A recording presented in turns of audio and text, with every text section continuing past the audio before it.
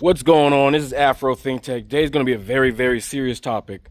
All right. And it's going to be about a certain demographic that continues to get away with their favorite activity that the greater society feels too uncomfortable about to address. Right. And it seems like this particular demographic enjoys the company of children, of young people. Right. We all know vaguely that the modeling industry is one of the landing pages, one of the landing spots for these people, this demographic. Right. And we all know that the current president of the United States is well known for being involved in these circles, this demographic. We all know that this hobby, this hobby, this pastime, the favorite pastime of this demographic is a very expensive hobby because it requires lots of money to pay off politicians, to pay off business people, to buy secret islands, to buy secret places so they can participate in this activity because there's a club of these people, these demographics. And the demographic of these people, has always been consistent, and they just so happen to be very, very wealthy.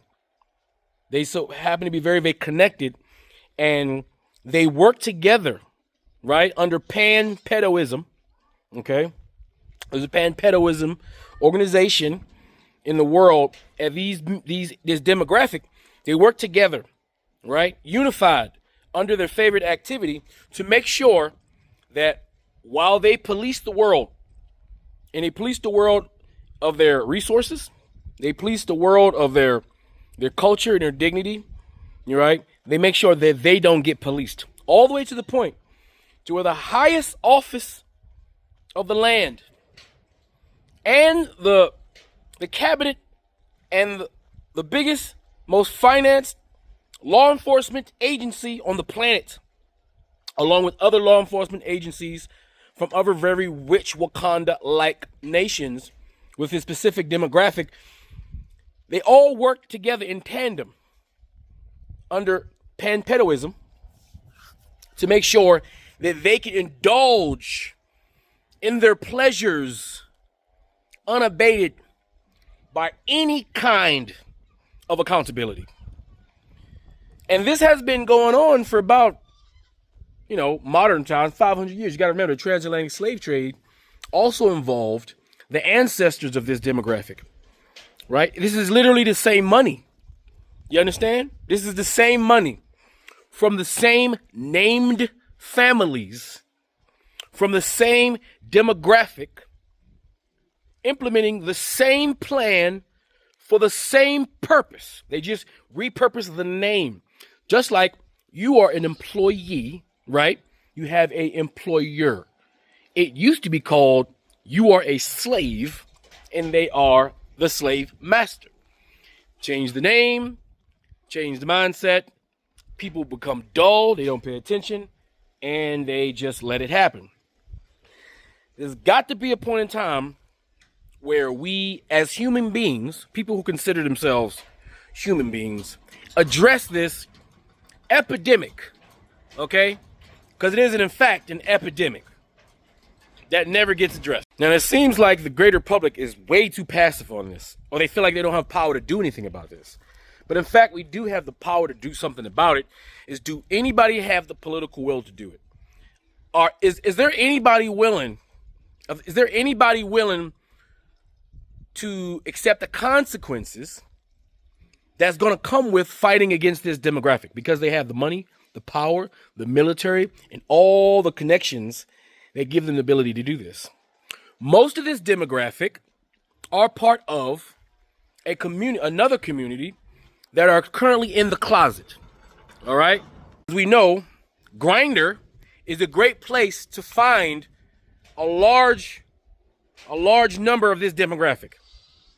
You do politicians plus Grindr.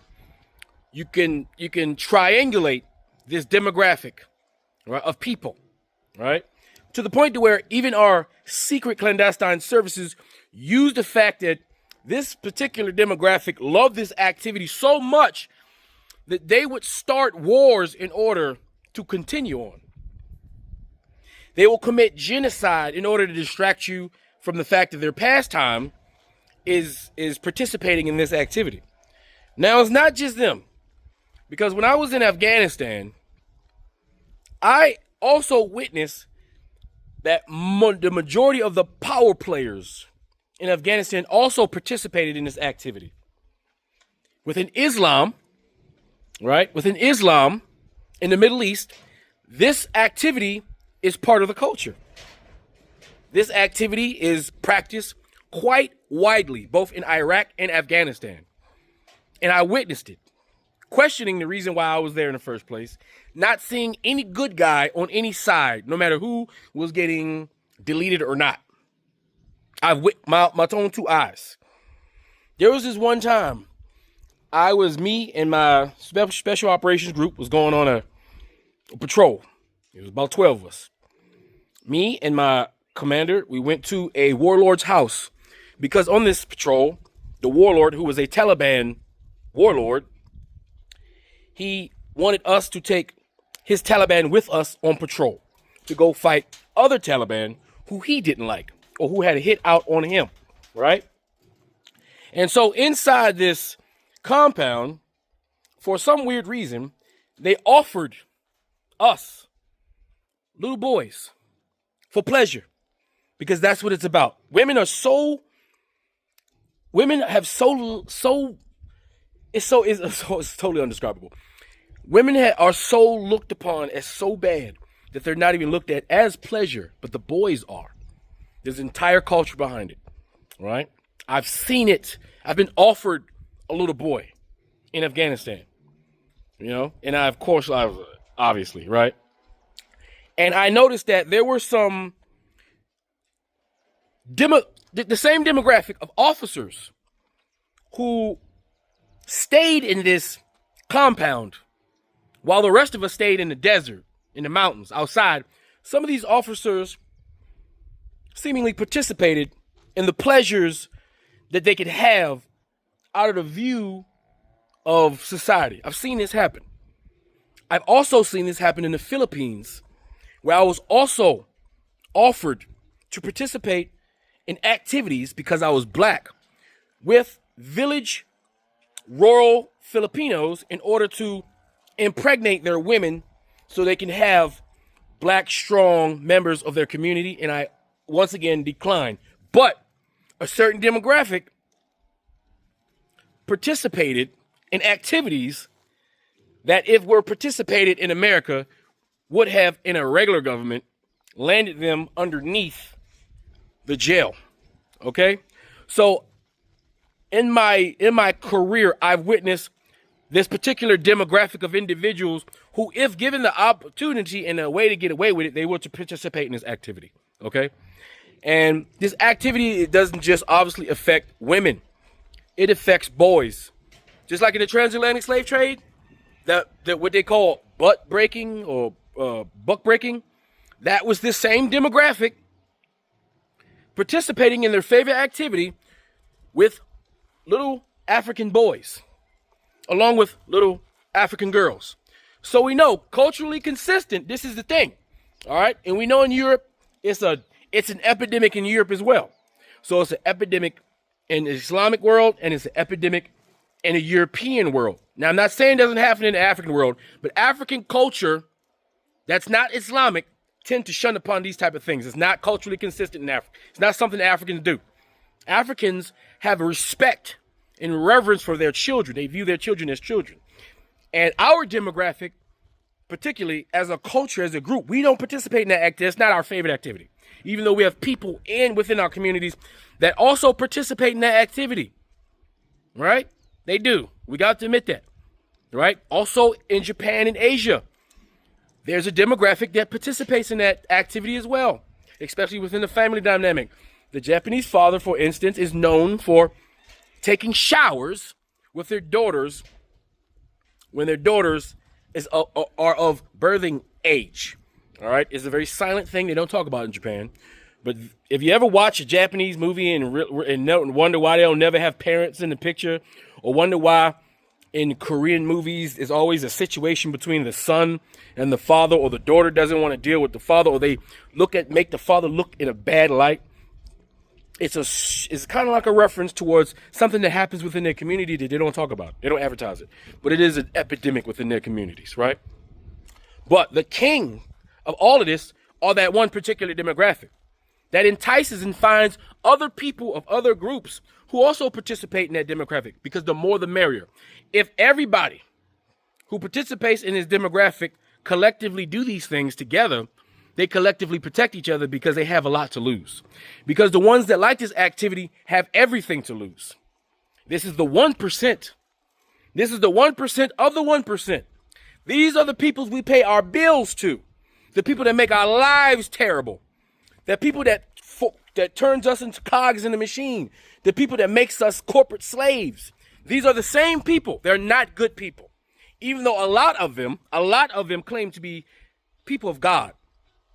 Like the Catholic Church, who also, as we know, within that religion of that demographic, participates in those kind of activities on a regular and daily basis. And when they get caught, instead of holding these individuals accountable, they shift them away from the public view in order for them to rehabilitate, or in order not to get other people in trouble who did not get caught. So we have this Jeffrey Epstein thing that we should never forget. And we should never forget this Jeffrey Epstein thing. We need to keep talking about it. And we need to hold those politicians who don't participate in this particular activity, we need to hold them accountable and force them to hold those who do participate in the activity accountable. So the next president, the next class of politicians, what we need is Judge Dredd. That's what we need. We don't need a peacemaker. We need a president who is a true and righteous law enforcement agent. We need law and order, and someone who's not afraid to deal with them. Someone who will not compromise with this demographic. Somebody who's a predator. We need an apex predator politician, and they need an army of apex predator politicians who want to do nothing more but seek and destroy this particular demographic, taking away everything they have not earned but stolen from the planet on behalf of humankind. That's what we need. That's what we all need. But anyway, I'm always going to do my part when somebody screams out who's a victim, a survivor, no matter what their race is, because this transcends race. This is humanity we're talking about. Because our children are our future. That's our investment. F a diamond, F jewels, F fake dead slave owner presidents. Our children are the most important thing on the planet. Our ability to immortalize ourselves with our offspring and give them a better life than what we had. The only way we're going to do that is if we deal with this demographic that loves this activity. Because if we deal with this one demographic, and we're talking about some French Revolution type shit, some Inquisition type shit, some goddamn purge level shit, we need to get into our lower vibration, because it's okay. Listen, there's a reason why you have that lower vibration. There's a purpose for it in the law of nature. And we need to utilize and exercise that lower vibration as long as we're pointed towards those who deserve it, and have zero mercy for them at all. No understanding and no compromise. We need total destruction. It's time for war against this demographic who's been destroying humanity and making life a living hell for 99.99% of us.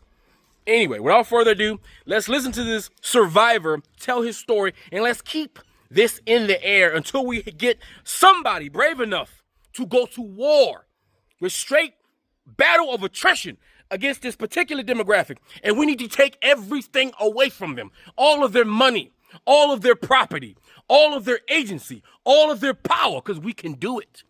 But we have to concentrate. And that's why they have us thinking about everything but that. Because as humans, we can only do but so much. We can only think about so much. We can only concentrate on so much. And these people are smart, so they know that. But we need to stay focused, and we need to deal with this. Because it could be your child on that milk box. Always remember that.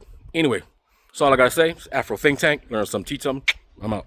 I was trafficked by the former Abercrombie & Fitch CEO and a web of people who are still able to do this because people continue to act like they care but don't actually care. Regarding the Epstein files, I need you to please listen to me and listen to me for the entirety of this. Save this, share this, help me get this out there because this is important. Men and boys are absolutely included in all of this. Many of you know my story. Many people still don't know the story because it has been pushed down over and over because people don't like to understand that men and boys have always been victims in all of this as well. The person behind Abercrombie & Fitch at the height of it all, former CEO who I'm talking about, and I refuse to say his name on here because he does not get to take up space in my world anymore. The person who enabled him from the beginning was Lex Wexner. Lex Wexner is also the person who enabled, from the beginning, Jeffrey Epstein. As you connect more of these dots, you realize that this has been going on for a very long time, and it's still going on to some capacity because these industries, like the modeling industry, are predatory and they are a front for so many other things that are not what the world wants to know. I want to speak directly to survivors right now. Please take care of yourself. The world is using this as fodder. A lot of people that don't actually care about this are now going to use this to get engagement, to get likes, to get follows. And I'm grateful that noise is being made, but it's so sad because we've known this for so long. And if people just believe survivors, we wouldn't be in this position to begin with. Please take care of yourself, turn these things off. Don't engage with the people who are not actually coming at this with sensitivity and nuance and looking to actually help push this conversation forward so that justice can actually be had. What we're fighting is a system that was built by predators for predators. It's soul-sucking and it's gaslighting and it makes you feel crazy. The truth is that we are going to see change and we are going to find justice in different ways, and it's going to take a really long time. Since my story came public in 2023, there's still so many logistical things that haven't gotten to actually happen because they know how to work the system. They know how to make themselves look like a victim themselves. It's just meant to make you feel crazy. And that's why people end up in really hard positions, and it takes a really strong person to go through this and come out on the other side okay. And I'm so grateful to this love army for being in this with me and knowing that you have helped get this to where it is, that you have helped make this story even bigger, and that we're going to keep getting more people to understand that men and boys are a part of this conversation and always have been. Please help these different pieces of the puzzle, my story. Please help more people hear about it because it helps us and it protects us in so many ways as well. If you're new here, I'd like to welcome you to our love army. Much love, y'all.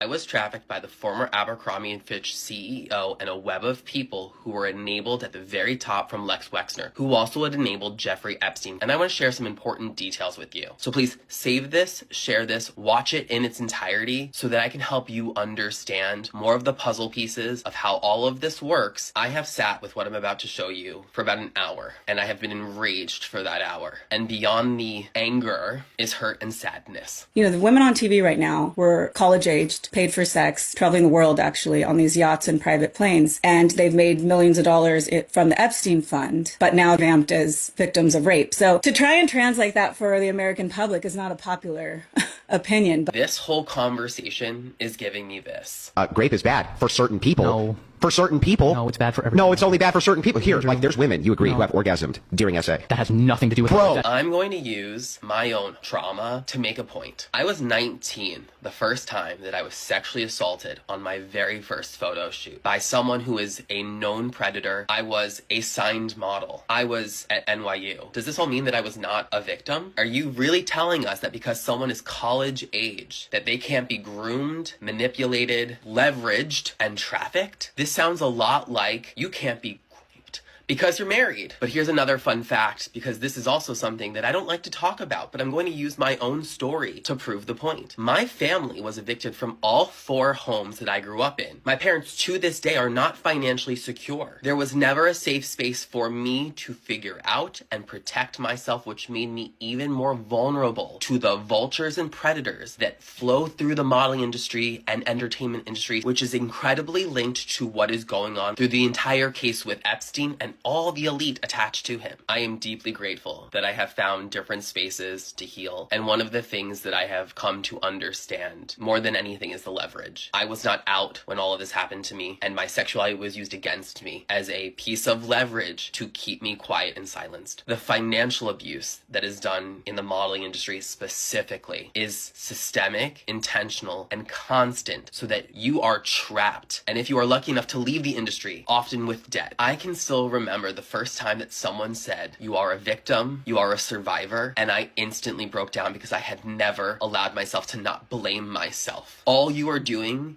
is encouraging people who have been harmed, abused, and violated to continue to blame themselves and minimize what has happened to them. And that is why you, specifically on this crazy campaign to protect and uplift predators, are such a danger and threat, because all you're doing right now is harming survivors, and many of whom are in your own community, from seeking actual healing journeys and finding peace within their own lives. This one is difficult, but it matters. Sasha Riley is a white male, decorated Iraq war veteran, and a survivor who has publicly shared testimony alleging that he was trafficked as a child. He states that from within ages 9 to 13, he was trafficked within what he describes as the Trump-Epstein network. And prior to that, he was abused and trafficked by his adoptive father, beginning around the age 6.